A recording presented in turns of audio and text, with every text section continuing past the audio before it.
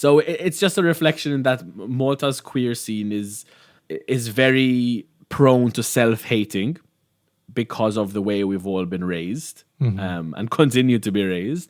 And Klozet reflected that sometimes it was the it place, sometimes it was like how embarrassing that you would go there.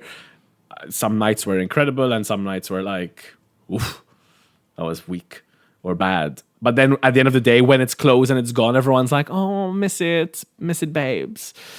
So, it's that in that we don't really know what we want until it's gone from us. And then we're like, well, shit. Hello, I am Kay Anderson, and you are listening to Lost Spaces, a podcast that mourns the death of queer nightlife. Every episode, I talk to a different person about a venue from their past, the memories they created there, and the people that they used to know. Chucky Bartolo is a Maltese drag queen, stand-up comedian, and writer currently based in Glasgow, Scotland. Before packing her bags for a freezing climate, she spent time on the Maltese scene, and no bar was as legendary as Klozet, a small nightclub in the mecca of Malta's nightlife, Paceville. We caught up to talk about that drag TV show, what life is like for queer people in Malta, and Chucky's undying love for Mariah Carey.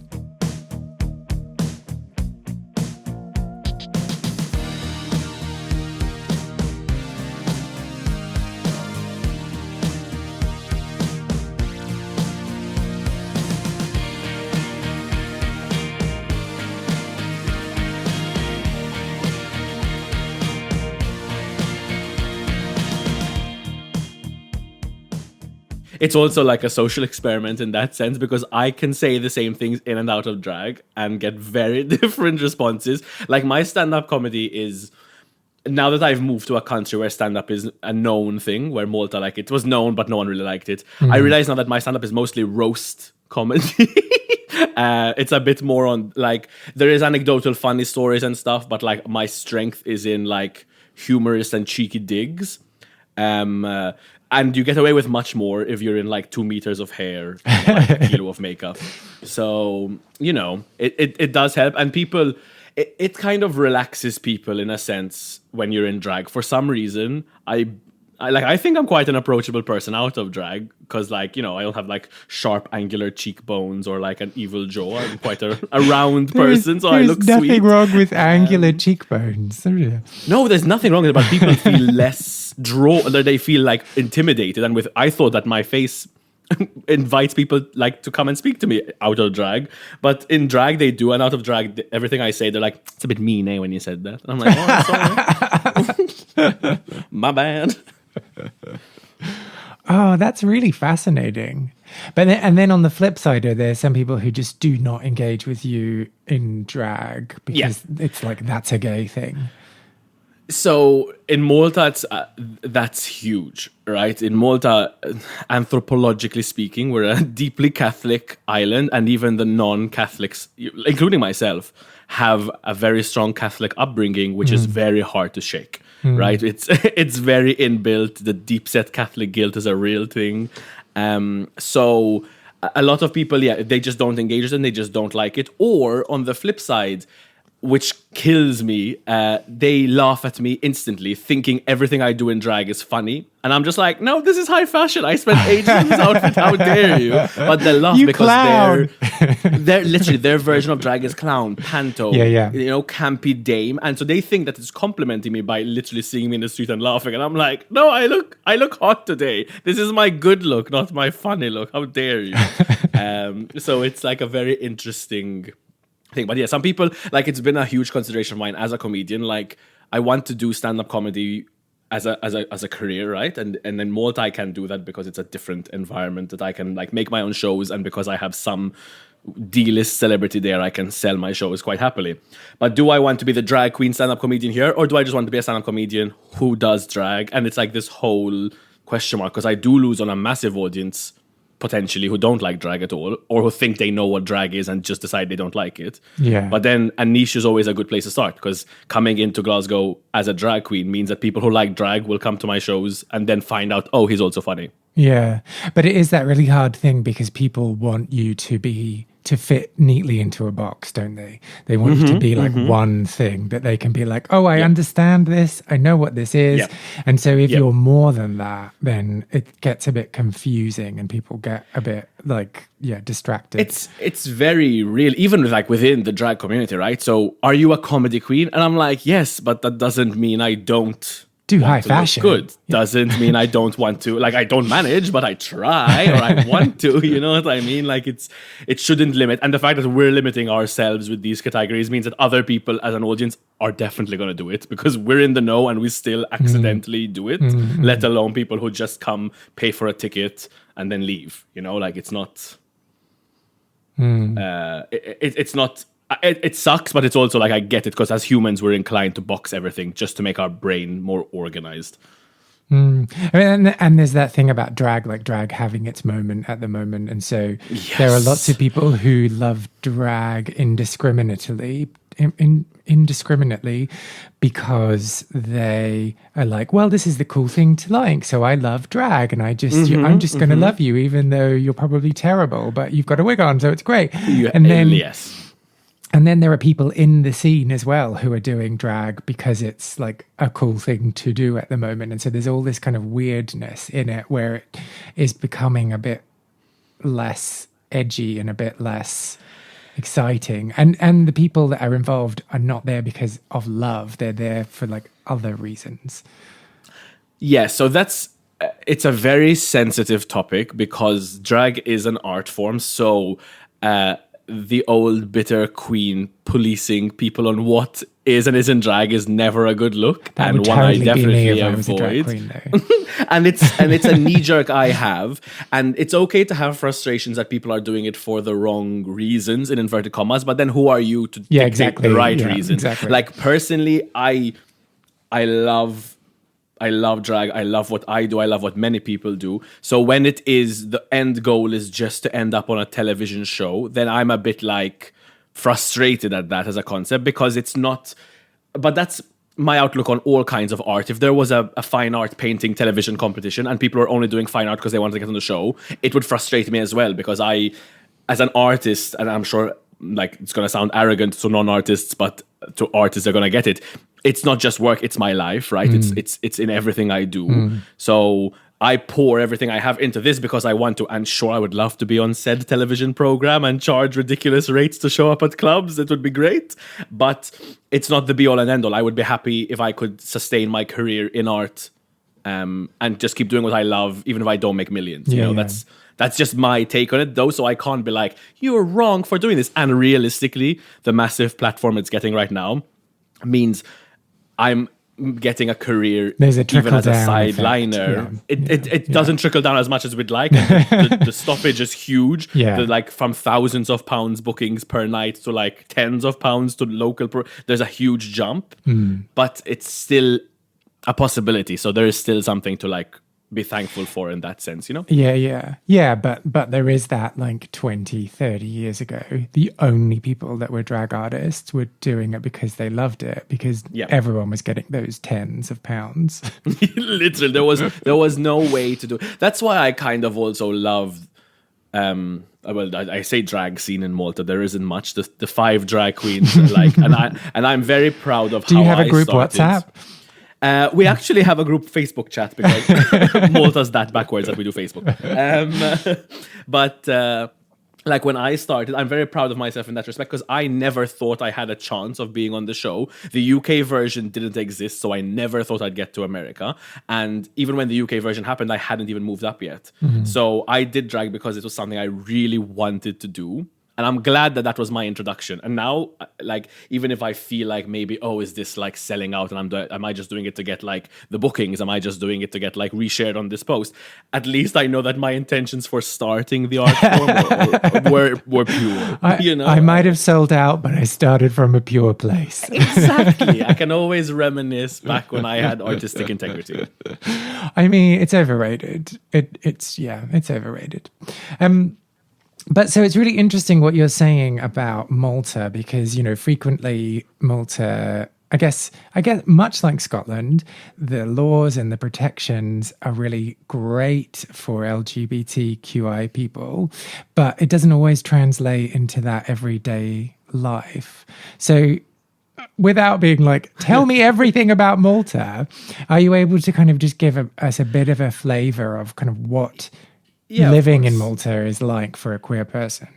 So it's one of those things where the trickle down happens. So the laws are in place, and I cannot sit here and pretend that the laws haven't made a difference, because even the fact that gay marriage is a law, that means that my grandmother has to discuss it. Even if she has to say, I hate it, she can no longer ignore it. It exists. So obviously it is positive to have these legislations. But when I see Malta's the number one ranked for LGBT plus rights in Europe, I'm a bit like, okay. What now? But I've still had shit thrown at me in clubs. I still feel unsafe walking in drag. Yeah. I've still been followed because I was walking in drag multiple times. So it's a bit like questionable, especially because controversial for any Maltese people who might be listening. The last government, or the current government, but the last leadership in the government was extremely corrupt in all levels, including like names in the Panama Papers, a journalist murdered in like during their tenure. So there were like loads of horrific, and every time a scandal happened, they were like, here's something else for the gays. Here's another one for the gay. Marriage, now you can have kids. So it always felt a bit disingenuous. Because the gays were so starved for rights, we were like, yes. And then when they ran out of things to give gay people, they were like, trans rights, let's move on. So they like it always felt a bit I'm like sensing a little bit of cynicism here. Just a smidge. Just a smidgen, yeah. And it's hard to be angry at getting more right? It's very difficult to be like, fuck you, thank you, fuck you. Sorry if you have to censor swearing, but you have a drag queen on your show, so I'll try and tone it down. So that's one thing. So obviously because of this, or let's say I'm wrong about all of that, no matter how you spin it, they were rushed, right? They weren't publicly consulted, which is good on the one hand, because the majority should never vote for the rights of the minority, but also because they didn't get an understanding of how people felt properly about these legislations. There was no incentive to teach people what it really means. There was like an official, yes, we will definitely have these books in schools to tell people about alternative families, but I know many teachers who have had to do their own research, message me and ask me, hey, I have a kid of gay parents, what do I do for Mother's Day? What do I do for Father's Day? Do we do 2 cards or do 1 and 1? Like, there's these small things that nobody. But how would you know? Sorry. Literally, and I'm just like, no, but my answer is like, I don't know what to tell you. The best I can tell you is, as a parent, what I would want is you to speak to me and be like, what do we do? Right? Because I have no clue what the parents want.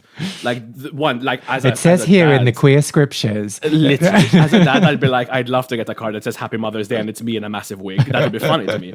But some gay dads might hate that, or, so it's just a sign that there was no planning to make it accepted by the population, right? So just kind of like flung out these new laws, like, here you go, have this.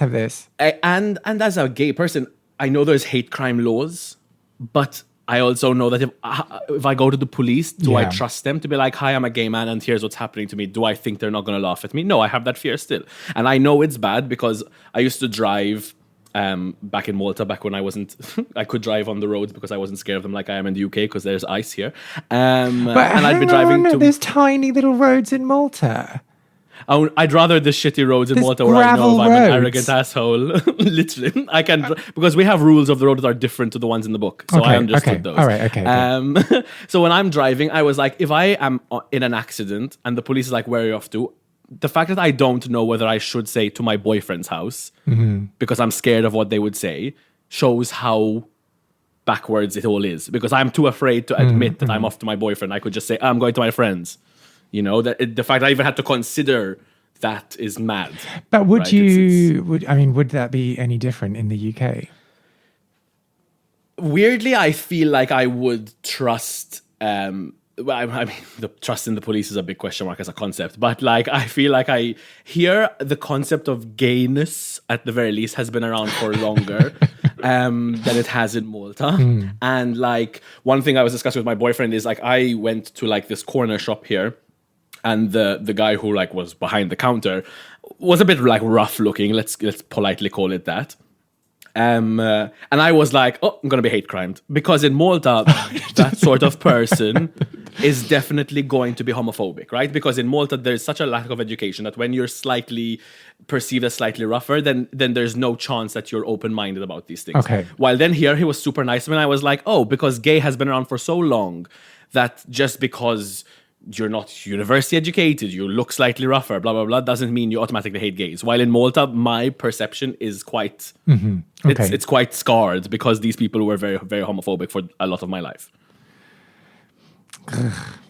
Yeah, it's a very strange one. Malta's like a phenomenon of an island where it's like nothing makes sense. Well, everyone says that about their country, don't they?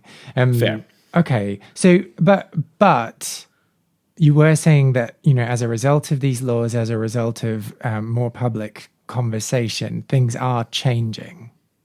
Yes, there's a positive shift, which is very, very encouraging to see. And I think the most positive shift that I have seen is that I don't think the number of people who are like queer allies has increased. I think the number of vocal queer allies has definitely shot up. Before, you would be like, it's okay to be gay, and then your boyfriend says, oh, fucking queers, and you'd stay quiet because you don't want to pick a fight. Yeah. But now the girls were like, no, this is not acceptable. We don't do this anymore. So that has definitely increased quite significantly, and it's encouraging to see. Like, we obviously have a lot of work to do, but outward and directly harmful homophobia is definitely going down. And then we can start to tackle the like innate homophobia, these like smaller, subtler British homophobia. Good old-fashioned British, any kind of phobia, you know, you're going to feel hoodwinked. Literally. If it happens to where you. you notice on your walk home and you're like, that was homophobic, wasn't it? Like, you don't notice in the shop, but then you're on the way home and you're like, I just got hate crimes, damn it. I've just been gaslit into hating myself, shit. What's happening? Again. Nothing quite like it. And so then if we're talking about Klozet, which is what we're here to talk about. And yes, we are talking about spaces, sorry. And before anything else, is like the spelling of Klozet. Is this like, is it in Maltese, or is it just like a kind of like, this will be zany and wacky, let's throw in a Z and a K? So before the Kardashians did it, Malta was making K sounds with a K. So the C in Malta is always a ch. Uh-huh. So words in Maltese with a K is like the K letter. And because we're like, the language is like a weird amalgamation of a lot of Arabic and then like other languages mashed in, we now take words and just spell them with Maltese phonetic sounds. So the Z is the Z sound as well. It usually has a dot. Okay. So it was kind of, I don't think, because we have a word for closet. I can't think of it right now because I'm blanking. But like, we don't use it in the same way as like out of the closet. So I think they just took the English word closet and just Malteseified it. Plus, it's always zany to put a little Z and a K on it. Okay. Well, okay. As long as we've cleared that up. And so it was kind of like the longest running gay venue in Malta before it shut. When did it, do you know when it opened? It opened 2005 or 2006, right? So Okay. it was running for around just under a decade, I think, before it closed. Oh, okay. So that's quite a long time for any bar, really. Yeah. When did you start going out? So when it opened, I hadn't even done my O-levels yet. So I was still a young child. So I literally caught it at the end. Klozet was, and it's also, in my case, I came out to friends, close friends at the age of 18, and less close friends at 19, family at 22.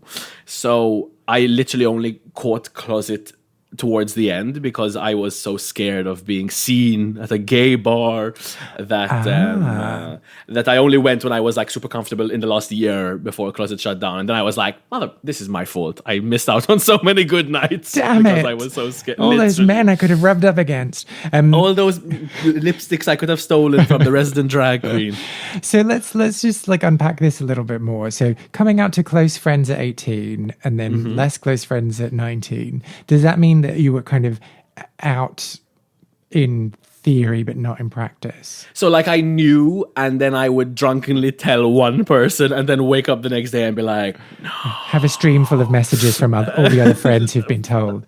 Like, well, they all pretended they didn't know, which is very nice. So yeah, it was just a slow process. That's one other thing that has changed. Like, so my boyfriend is like a few years younger than me, not much, but already his generational, like my generational average was 18 to come out. His generational average was 16. And I think now it's even younger. So that's another positive that you see happening. Like I came out late by normal standards. 18 is quite like, well, depends on how you look at it. But in shows and stuff, they're all out at like 15, 16 and they want to go to prom with their like boyfriend and it's a whole hassle. So I came out quite late. At that age, especially, Lord, looking like a troll. As though I look so great today. Anyway, so I caught Klozet towards the end. But it was enough to know that it was an amazing place. I still don't get why it shut down. Like it's still a mystery to me. And so then, like, so in that period between coming out to close friends and coming out to family,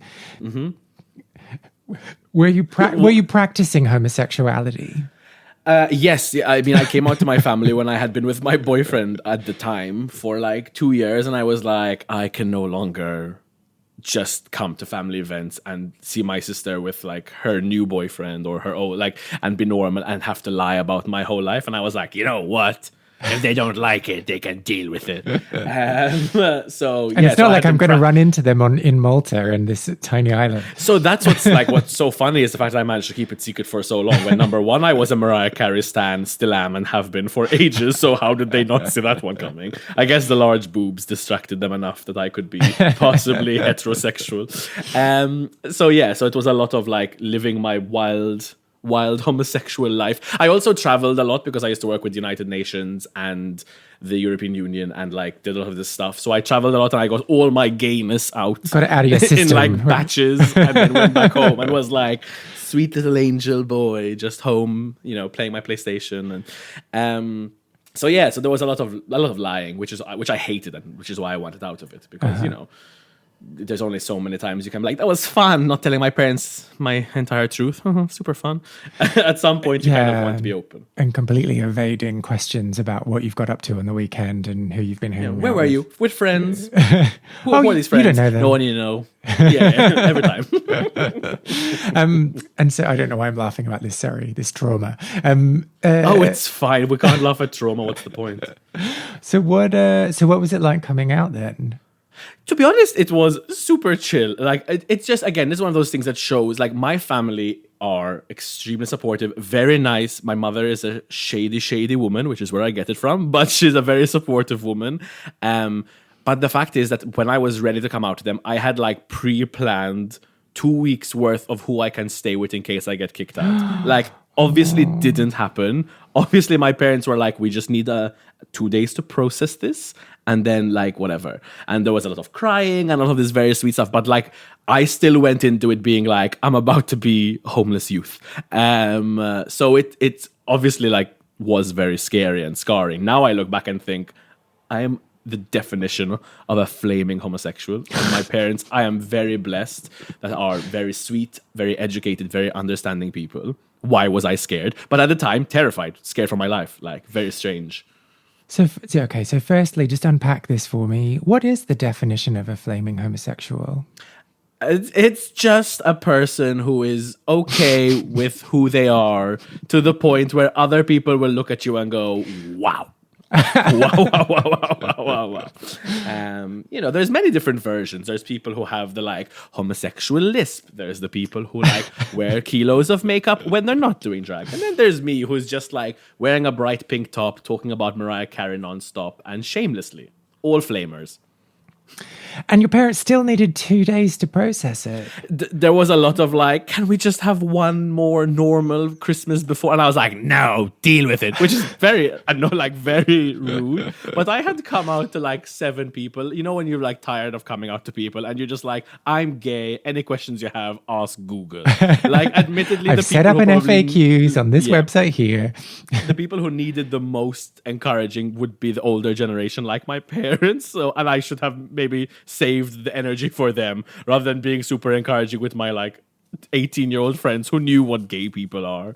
But what even is a normal Christmas? They just mean like without your boyfriend? They just mean like without you being a gay. Yes. My parents are very open-minded, but also very religious, which sounds contradictory, but like, you know, now they're like super chill with it. They love my boyfriend. My grandmother sends my boyfriend birthday cards here. Like, so we're super fine with it. It was just a very bumpy transition period, let's call it that. They were just worried, especially because Malta is Malta. Their worry was like, but you're not gonna have kids, you're gonna be bullied, you're gonna be hated, your career, like their biggest thing was like, what about your career? Ugh.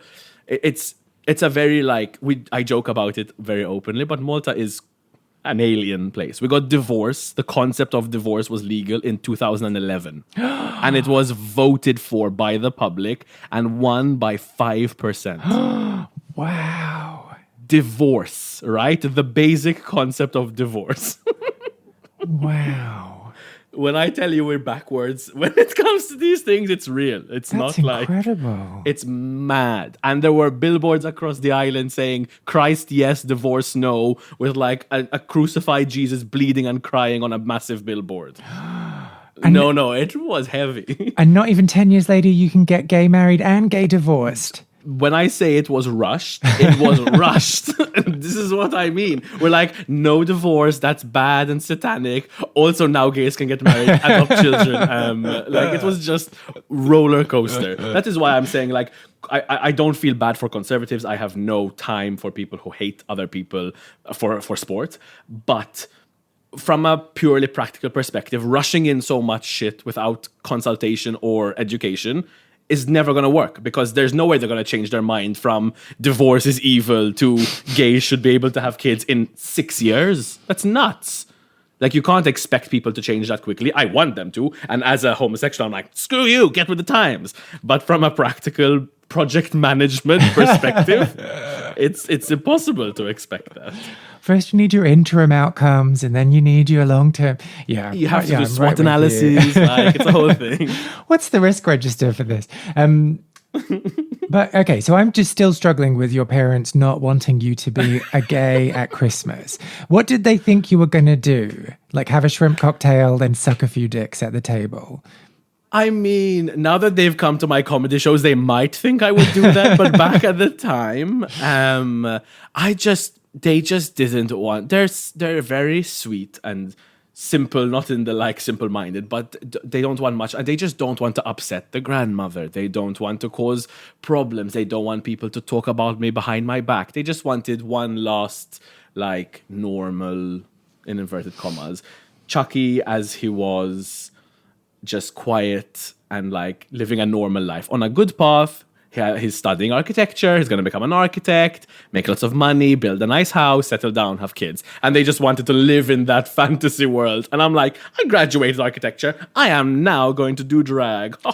Gender performance. Enjoy. It's a kind of architecture.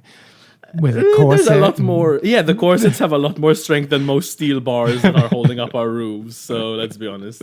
Okay. So coming out to your parents was kind of the final step. It was my final one. And then after that, I was like, if you don't know, someone will tell you. Screw you. I'm going to turn Mariah Carey up even louder. You know, like literally, I was like, I'm never doing this again. They were the last ones who, like, in my opinion, deserved, because they are my parents, who I love, they deserve the proper conversation where I, like, gave them the time of day to explain very basic concepts about how I deserve to exist. And they deserve that conversation. Everyone else, if you don't like me because I'm gay, build a bridge. I will help you design it and get over it. You know? And so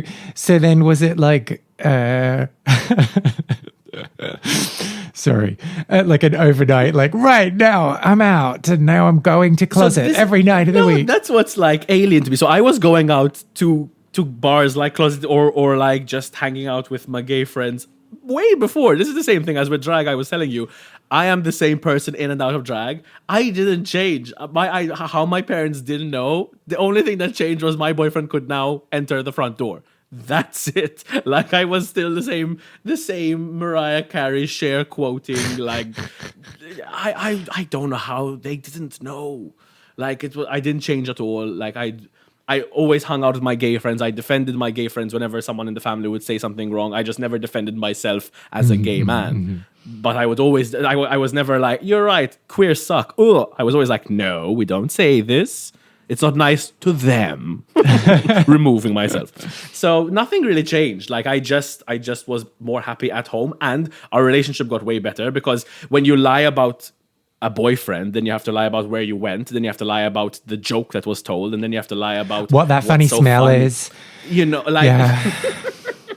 But it always like ripples. So they knew nothing about my life. Everything was like either a lie or not told to them. And because I don't like lying to my parents, I just kept everything from them. So after I was out, I could be like, these are my good friends who I met because of my boyfriend at the time. These are the experiences I had because... So it was the only thing that changed was that I got more open with them. But with the world, the world knew. I've never kept anything from the world. But okay, so at the start of this conversation, you were saying that you didn't start going to Klozet until after you came out.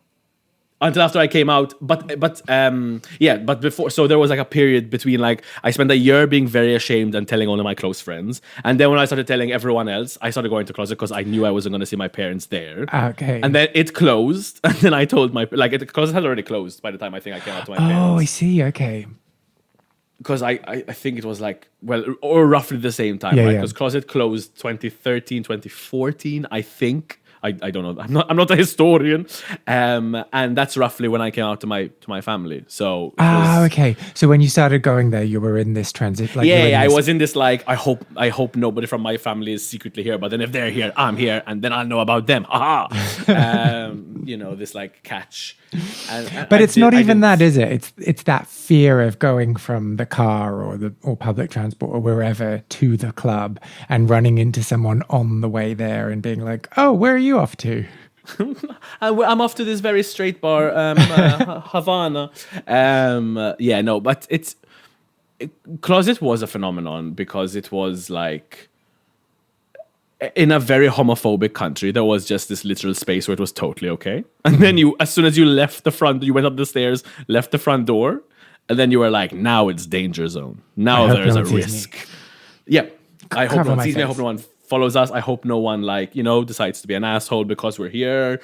Very, very strange how like it just shifts. And then you go inside and it's like a drag queen vomited all over the place. It's just like streamers and tinsel and like just camp as Christmas. Okay, so talk to me about this then. Do you remember your first time there? The first time I went into Klozet, I was alone. I had run away from my friends in one of my many... I was a dramatic teen, right? So you don't know me. You don't love me. Ran away from my friends drunk. Malta, by the way, just so you're aware, all the clubs and bars are in one space. It is beautiful and disastrous. And everything is free. Free entrance everywhere. Not the drinks are free, but free entrance everywhere. Should we talk about this as well? Like, just so if anyone doesn't know about Malta, it is a tiny island. Tiny. And I looked this up, actually. It's the world's 10th smallest country. Yes. I don't know what's smaller, but... There's like these fake ones like the Vatican or like all these like asshole fake countries. But yes, we are a ridiculously tiny island, very densely populated for the size of the island, but still a very small population of like 450,000 people. Mm-hmm. And so when Chucky says that all the clubs are in one place, like it is like... It's literally you walk down 3 streets and all the clubs are in those 3 streets, and then a street up all the bars are there. And then there'll obviously be like smaller bars in different towns and like pubs where like your parents would go for a drink in other places, but the like heavy drinking bars and heavy drinking clubs are literally in the same 1 kilometer squared. Like it's very packed. So when I say ran away from my friends in a club, I literally mean left and went to somewhere else. Went 3 doors I down. ran away, literally 3 doors down. I ran away from them, and I was like having this dramatic moment. And then I was like, oh, Klozet, this is the gay bar. Oh, I'm just gonna go down and pee. Like I'll just go to the bathroom. Literally convincing myself that I was only going to use the bathroom. And then I was like, well, I like pop music, so I might as well stay. It was like literally lying to myself nonstop the first 5 times. And I was like, oh, actually, I need to pee. The toilets at Klozet are so clean. I'll go there. It's like such rubbish. I was so ridiculous. Like the amount of pride I got from not being a gay was insane. Oh, okay. So we're going to have to do some more definitions. What's a gay? Like I took that a lot of I was going to say baby queens. I'm so used to talking in drag. A lot of like new gays have pride that they're not stereotypically gay. They're like different, and they can hang out with straight people, and it's fine. And I was very proud of that. I mean, I had the same thing. I was like, I never want to watch Drag Race. And my current boyfriend spent like years convincing me to watch Drag Race. I was like, no, I'm not like the other queers, to feel a sense of like being special. And then I like went to London. Adele cancelled on me. My good friend Adele, the singer, she cancelled her fucking concert that I paid lots of money to go and see. So we sadly went to a gay show. There was like a drag show, sorry, not a gay show. And there was an amazing queen in London called the Night Bus, because nobody wants to ride her and she smells a bit like fried chicken. Her words, not mine. And I was just like, this is marvelous. This is magical. And then I went home and my friends were with me, were like, you have to watch RuPaul's Drag Race. Here's 1 episode. And I got hooked. So like, it's all bullshit. It was all this like bravado that I don't want to go to gay bars. That's so stupid. So not progressive to have a space for just gays. Ugh. And now I'm like, why are there hetties in this bar? Be gone. Isn't that fascinating, the way that you rationalize? It's the same with drag as well. It's like, yeah, I'm a gay, but I'm a gay that just does not like, I just don't like drag, and I'm just not interested, and I'm not really, I don't want to see the show because it's so silly and stupid and reductive, and I'm not like that at all. But meanwhile you had tickets for Adele. I love crying to curvy women belting on a microphone. Mariah Carey, Adele. Hello, are you not seeing a theme? Oh yeah, heterosexual. That's all I do. Heterosexual passing, definitely. Very straight. Well, I wasn't. I was like very happy I wasn't a hetty, but I was also happy I wasn't a cliche gay, which is very stupid, and I was very childish, and I regret it, because like, I went into Klozet quite a few times, and I had openly fun nights when I stopped pretending I was just there for the facilities. For the I had impeccably clean toilets, yeah. Exactly. I wonder why they were so clean. Anyway, the few nights that I got to enjoy it, and now I'm like, what an idiot! You could have had years of this, and you didn't. And I also, like, when Klozet closed, I thought there would be a replacement for it quickly. And there wasn't for a short while. And then a gay club opened called AXM, which is the brand that there is in the UK. There's like AXM in Glasgow, ironically, and like one other one in the UK. And it just wasn't the same. Like, it wasn't filled. I guess that's also why Klozet might have had to go out of business, because the more liberties people had to be themselves, the less they needed a safe space. And it's important to understand that I don't mean that they don't need it actually, they just felt like they didn't need it. And in Malta, I repeat, tiny island. So if 10% of your clientele drop out, you're done.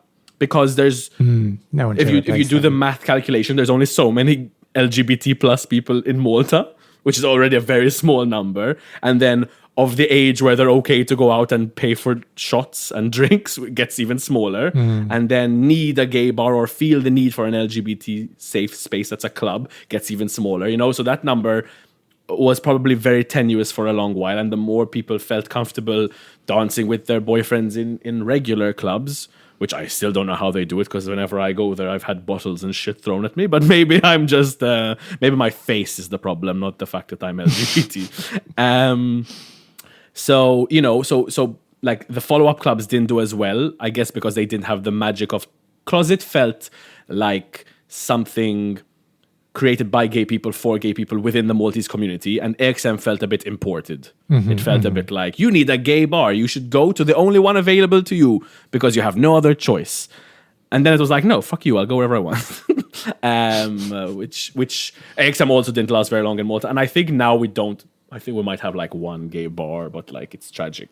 So what has been found to work? Sorry, I'm just rambling. No, that's fine. So let's stay in that first night. Yeah. So you go in, you use the toilet. Of course, that's why I was there. That's the only reason you went in. But since you liked pop music, you stayed.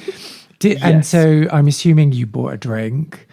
Did you talk to anyone? Of course. Did you do like... No. I what stayed happened? Quietly like a weirdo. They must have thought I was like one of those creepy people planning some attack, because I just ordered my drink in my ugly jeans and bad t-shirt, and they were like, this Hetty is here to judge us, looking ugly in the corner with his sad drink. Was it a Mariah Carey t-shirt though? No, it was actual ugly. I wore ugly clothes like I was straight, okay? Sorry to any heterosexuals listening to this. I'm just being offensive for no reason. Let's go with that. I believe you can dress however you want, don't worry. Especially in bootcut jeans. That's your prerogative. So I was sitting there very quietly, just absorbing the insane queerness that there was, which was not... There was some of it on TV. I think Glee was airing at the time, so like there was some... I was still getting essence of gay on the television, but in real life, never seen it before. So it was just like waves of like... I think that... I don't know if it was the first night or the second night. They were both nights I just went in to pee, so it's fine. There was a drag queen, Lakesys, who was like the resident queen, who put on like a show, and I was like, oh my god, she's just on stage, not singing, just moving her mouth very well to these words and looking incredible doing it. And there were like trans women who I had never met a trans person in my life. And there were trans women openly being like, I'm a trans woman, to like, because they were like hosting the night or just, I don't remember if I spoke to them myself, maybe the second or third time. But it was the first time I had ever met a trans person. So it was just like, in 2 nights of peeing, in inverted commas, I got this like wave of queerness that didn't exist in my world outside of that. Like I had 1 or 2 gay male friends, but like that was it, you know, and that's the curse of the gay man, is that they only make gay male friends and don't expand their horizons a bit more. And it's the worst thing you can do for yourself as a queer person. And so how did that make you feel then, being exposed to that? Oh, it was amazing. Like, as in, for the person who obviously didn't want to be associated with this, I didn't have any qualms where I was like, no, this is too gay. I was like, this is amazing. I hope nobody knows I'm here, but I love it. So it was a very strange, like, I wasn't like, ew, maybe I should go back anyway, but ew. It was very much like, wow. This is incredible. Like, I didn't see myself fitting in, though. I didn't see the drag queen and think, I want that to be me. I never thought that. I just really enjoyed being a part of it, but a quiet part of it, weirdly. It didn't click that I could be so happy being that open, because I thought if I was like them, I would hate my life, even though I'm very happy for them. It was a very strange mix of emotions. So let's unpack that then. So why? Because they were so visible. Yeah, because they were visible, and I was afraid that being that visible, I thought I was going to be the Jesus Christ of the gays, who died on the cross for everyone's sins by being the palatable gay that everyone would love, and by loving me, they would love all gays. You're welcome, homosexuals, I saved you. Oh, right? I had this. So you'd be very chaste and very pure, and not, hashtag not like other gays. Yeah. It was my like... And I wanted that for myself because, number one, at the time, while not realizing how queer it is to love a 90s big-breasted diva, I thought that was like my one gayish quirk. And so I was like, it's fine, that will make me relatable. It was just a stupid complex. I wanted to be like... I've always wanted to work in fields like theater or entertainment where my source of income or my like work involved an audience, and I wanted to not limit myself or not limit my audience by being as palatable and plain as possible. Like, so, you know, I wanted to be the sweet, nice, gay boy who everyone got along with, rather than the obnoxious, drunk drag queen who shouts insults because her corset is hurting her. You know, thank goodness you got over that. No, I'm and it's. I try not to be too mad at myself for thinking so stupidly back in the day, like, you know, because it was just a defense mechanism. I was a fat gay kid in a deeply Catholic island, and I feel like now, while I was a terrible role model then, I didn't have a following, thank God.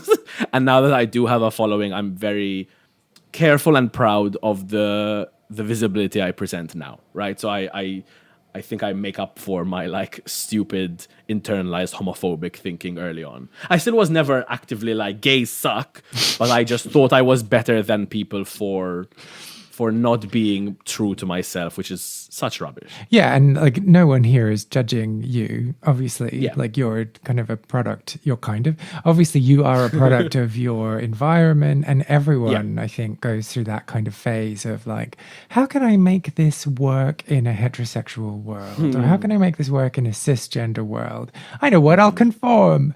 And yeah, I don't think there's any shame in that at all. And I think there's loads of people who still need to conform now, even in Malta, and there's no, if they happen to be listening to this, there's no shame in conforming for safety for as long as you need to. Like, if you still need to be safe like that, I want you to be aware that there is a better life out there, but like, if you need to do it for yourself, do it for yourself. Keep safe. It's the most important thing. Yeah, absolutely. And so that was kind of your first exposure to drag, but you didn't get into drag until after the bar shut. No, I mean, I've been doing drag 2.5 years. Oh, okay. I guess not that long. Feels like a lifetime. Can't imagine that I didn't do it before, considering I have like wigs hanging out of every square centimeter of shelving in this household. So feels alien that I haven't done drag since I was born. But yeah, I've been doing it for 3 years now, I think, professionally.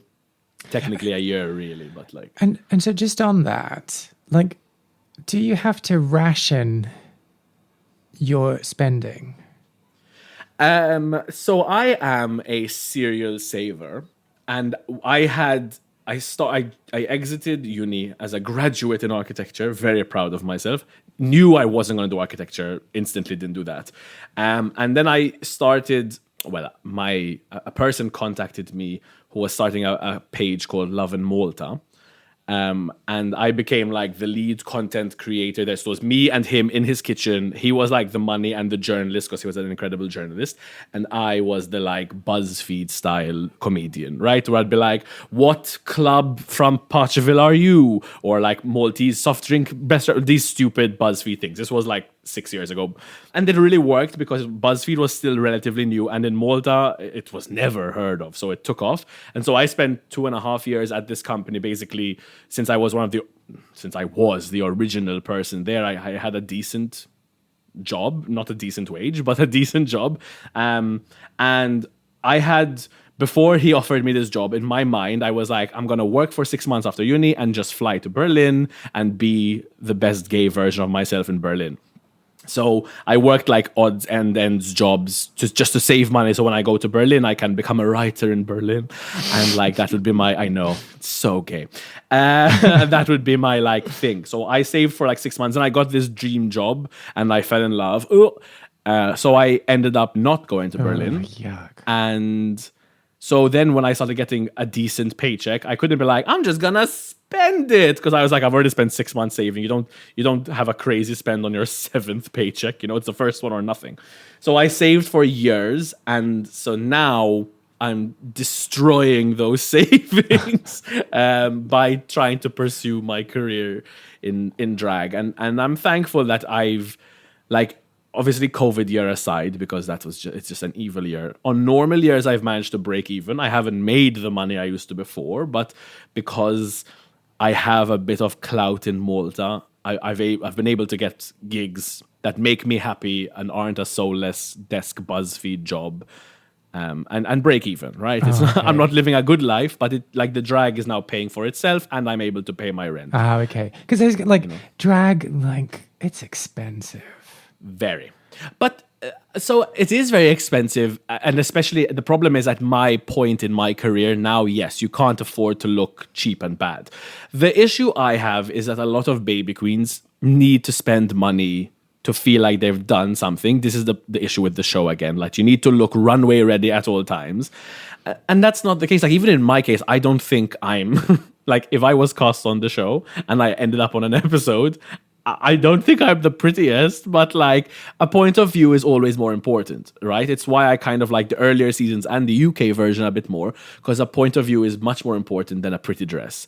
And like, I can sew and I can style hair. Okay, I sew much better than I style, and I make jokes better than I sew. But it is very expensive, but it's also doable. Like, if you have, I'm not going to pretend you don't need another job, especially at the start. Like, I had another job for years, and I saved up, and I literally didn't go out or travel or anything like that. Just saved because I knew I wanted this career.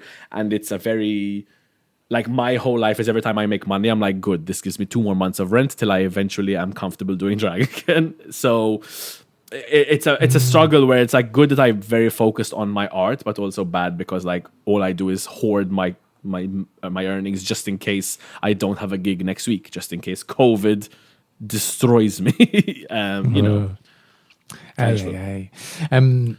don't know how anyone does drag, because you kind of need like a new outfit every week, and you need like new hair, and you need makeup, and you need like, all this stuff. And I just like, how does anyone have the energy for that? It's a labor of love. It's a definition of a labor of love, because it's exactly, you either need lots of energy or lots of money. In my case, without the like endless cash to throw at wig designers and stylists, then I need to be like willing to like blow dry the wigs, restyle it into a different shape the next day, sew an outfit, or customize a Primark buy into a new outfit. It's just. But that's what, like, I love that. Like, I really can't I complain, not I can't, because I do complain, because I am a complainer. I'm Mediterranean, and everything is a bigger deal than it needs to be. But I love it. Like, that's what drives me, right? So my comedy is very important to me, but if there's a theme, I'm coming dressed like the theme. If the theme is abstract, I'm gonna do it. I'm gonna, even for costume parties for friends, if it's a themed costume party, I am coming in a costume. I will be the only one in a costume. The rest will be like shirtless gay men with like, if the theme is like diamonds are forever, they'll have like one diamond glued to their chest or then their shirt. And I'll be like head to toe stoned, like crystals instead of my eyes, just, making too much of an effort because I love a theme. So that's just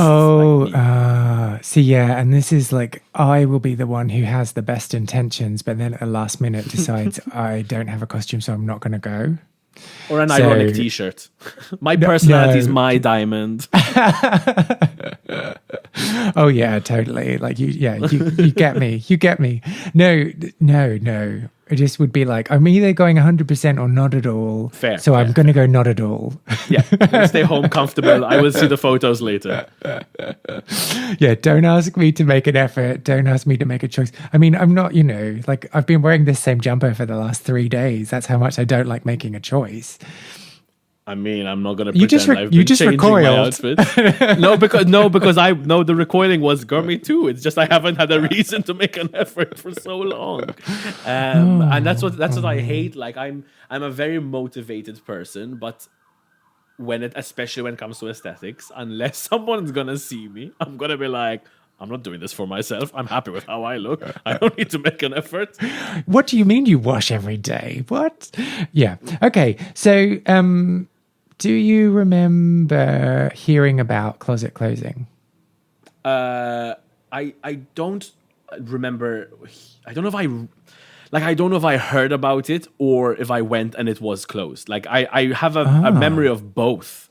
And I think it's, again, the alcohol kicking in, where I was just like, I'm just going to go closet. And then it wasn't there. And I was like, oh, guess enough, we're going to close. So then where did you pee? Literally, that was the part. I had to go home and had to use my bathroom at home. No, I do remember being like, whatever, another one. Like, I wasn't upset at the time.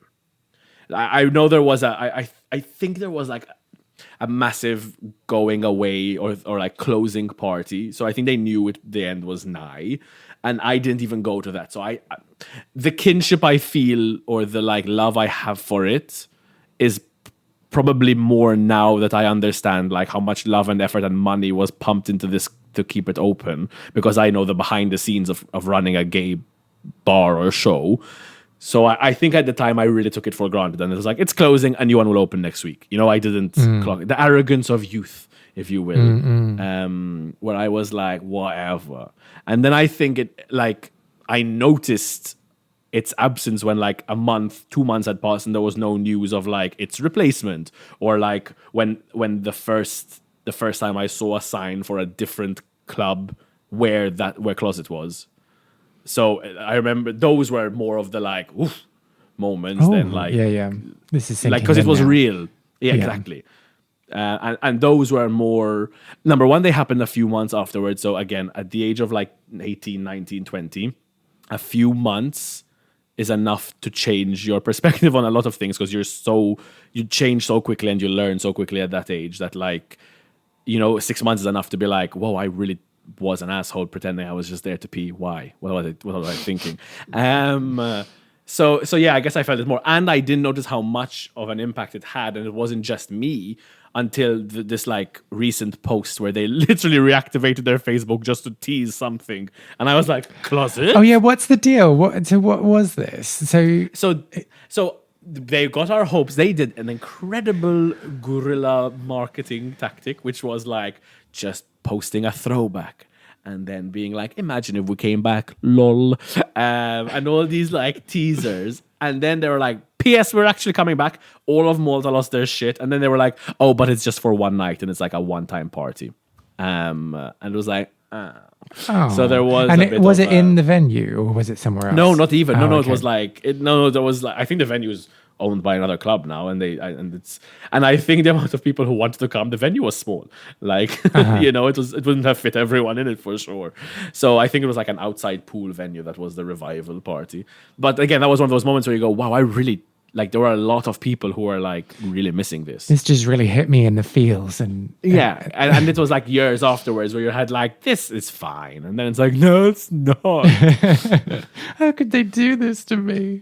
Especially because there was no good. Let's say that Malta has no real queer venues or ones that none of them have ever managed to reach Klozet's normality of like a queer space. Right now, when you go into, I think there are a couple or one queer like club/bar, and there's literally nobody there.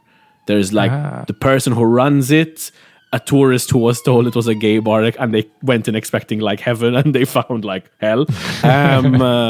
And like the bar staff, and that's it. So like and that was never the case with a place like Klozet, and AXM, which followed it, had more people, but it always felt forced.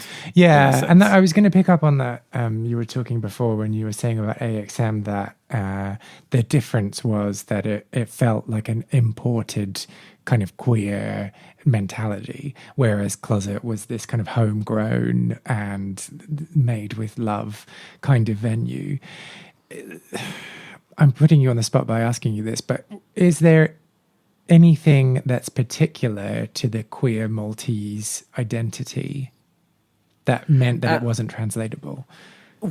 Well, I think something that is a particular queer Maltese thing is a bit of an underground scene. It's not normal for queer anything to be public or mainstream. So shame.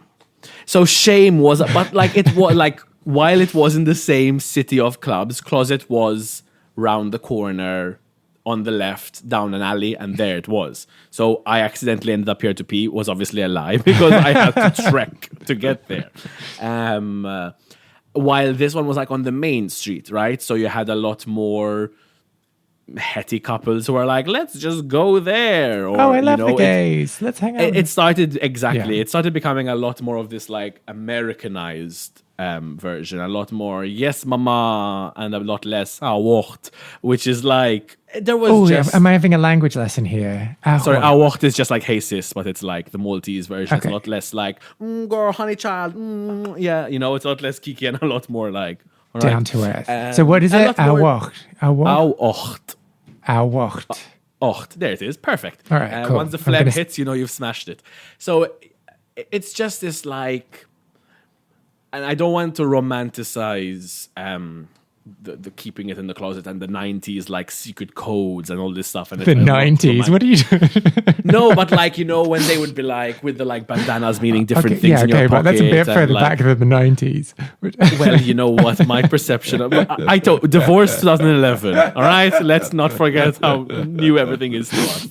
So you know, when the first gays arrived in 1999 on the Mayflower, like that Tom of Finland vibe is not to be romanticized, but there was a sense of that authenticity in Klozet, in that like it was, there's this bar, you know about it, you don't. Mm-hmm. While AXM was like, this is the gay bar, come to the gay bar, and it just, I don't know, it just felt a bit more. Wasn't a respectable gay vibe like you were going for. No, I sound so judgmental. It was fine. I just, you know, you want to know what it is, right? There's this gay bar. I had a friend who was down from Brussels, who is a very, very camp gentleman who I love dearly. And he was like, oh my God, Chuck, you have to go and ask for Lady Gaga right now. I need Lady Gaga. So I went up to the DJ. I was like, can you play Lady Gaga? He's like, I'm sorry, I don't have any Lady Gaga. I'm like, this is a gay bar. What are you doing? How is there not Gaga anywhere? Just one song. She had 3 albums out at the time. Come on. So it was just a lot of this where you're like, you say you're one thing. But are you really? How did you even get a license? Literally, like, how can you call yourselves a gay bar and you don't have poker face? Come on. Well, I kind of want to go to AXM now. Well, the one in Malta's closed. The one in Glasgow is, I think it's alive and well. Like I think they do a number of shows. So, and they have Lady Gaga, which is great. You know, they're doing better than the Maltese one. But do they have a Mariah Carey mega mix? If they don't, I'll give them my USB. It's fine. It's fine. Yeah, so AXM felt inauthentic like that. That's what I meant. That's all I meant. It was still better than nothing. So hang on, it felt inauthentic because they didn't have Lady Gaga. No, it felt it just it lacked the authenticity, right? They were trying to do something by copy pasting rather than being themselves, and it didn't really work out. I sound judgmental and whatever, but I'd still rather have a gay bar that I don't love than not have one at all. I think it's very sad that we don't have at least one club, even if it's a small hole in the wall, where when your friends come down from abroad, they're like, let's go to a gay bar, and you're like, once a month, so make sure you plan your holiday well.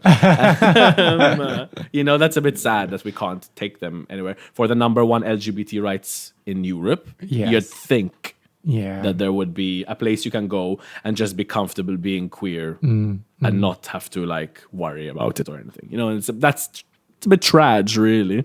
Yeah. But then it kind of brings you around back to that question about like, do we need queer bars anymore?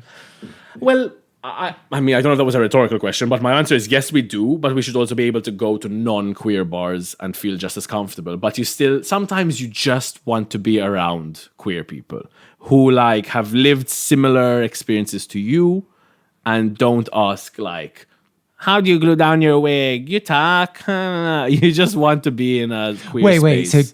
So gays don't ask you that? Well, less.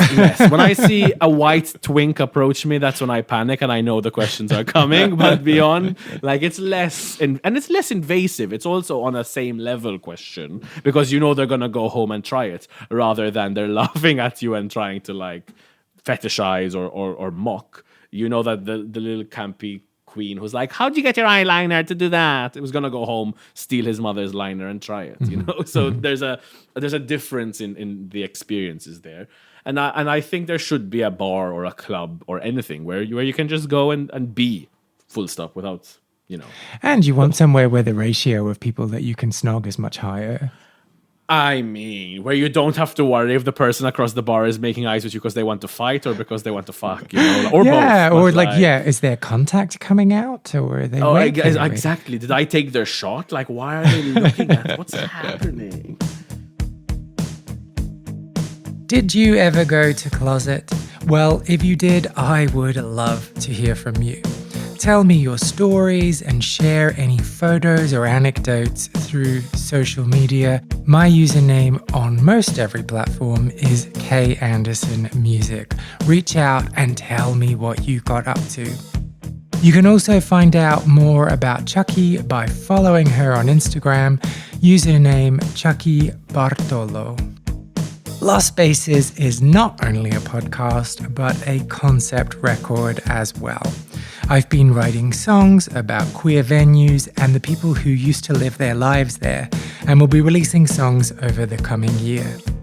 You can hear the first single, Well Grown Boys, which is playing underneath my talking right now on all good streaming platforms. If you liked this episode, I would really appreciate if you subscribed, left a review on Apple Podcasts, or just told someone else who you think might be interested in giving it a little listen too.